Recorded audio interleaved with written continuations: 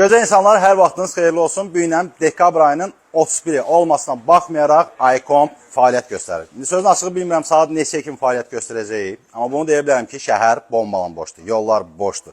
Bir çox mağazalar bağlıdır, amma iComp işləyir.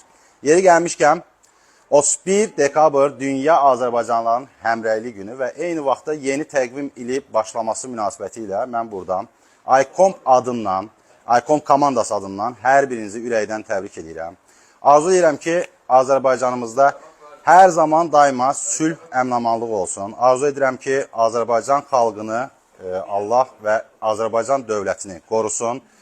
Bizi bəlalardan, xətalardan uzaq etsin. Hər bir ailəyə ən gözəl şey olan can sağlığı, səmimi münasibət, sevgi dolu günlər və təbii ki, ciblərinizdə dolu olmasını arzulayıram. iComp komandası yolunuzu gözləyir.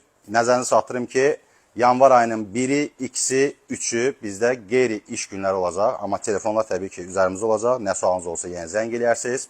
Hər birinizi öpürəm. Allah'a əmanət olun.